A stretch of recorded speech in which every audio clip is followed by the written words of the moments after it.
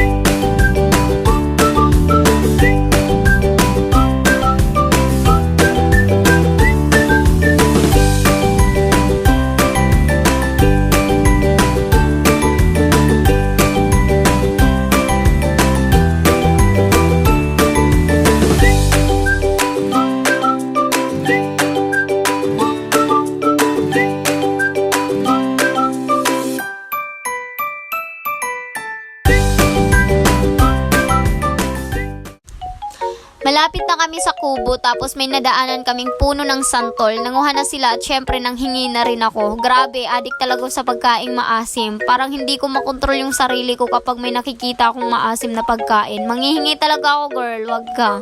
May parampa-rampa pa akong nalalaman dyan, Shotik. Napakaasim naman pala ng santol na to. Pero yung iba naman matamis, maasim lang talaga yung napunta sa akin. Grabe sila.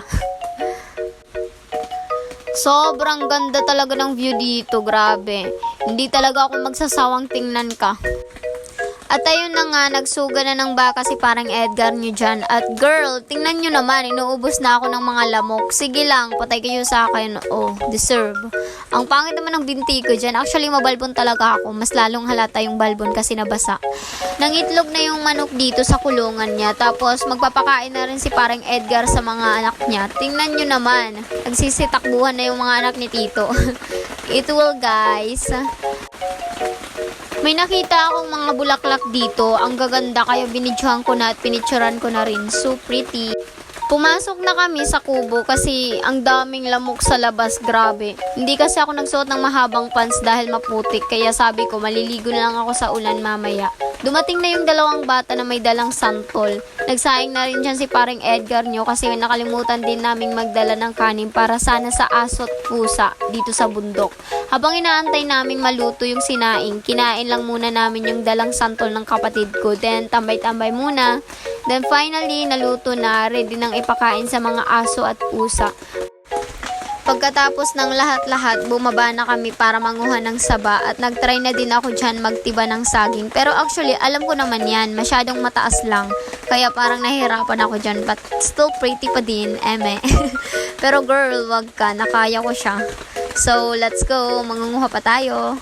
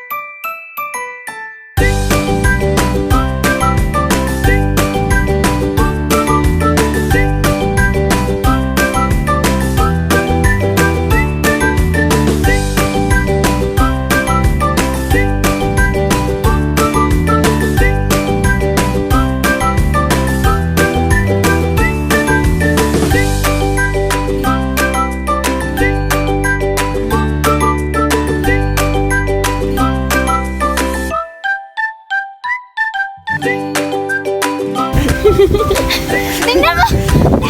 Binabagyo na! Binabagyo na kami dito! Ay! Ay! Ba! Ba! Malapag na pala! Nakaparang tibay. Ito na lang.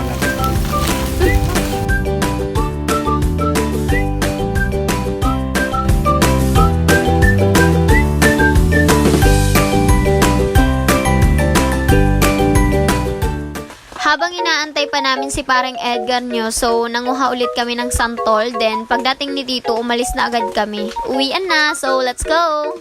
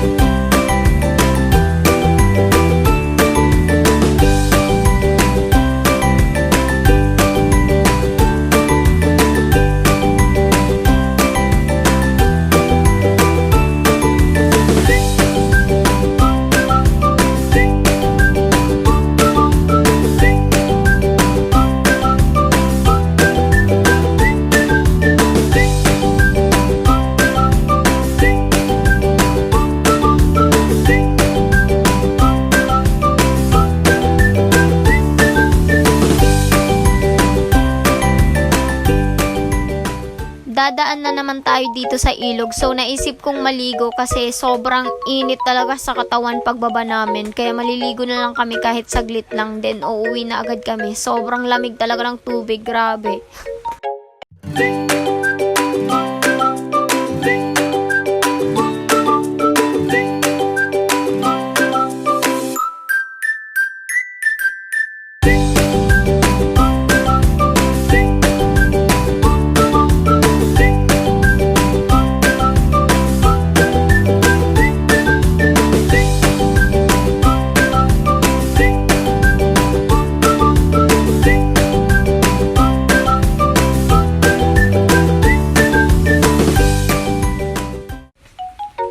So, andito na kami sa tindahan. Kakarating lang din namin. Ito na yung mga nakuha naming saba at maliligo na din ako. So, bye!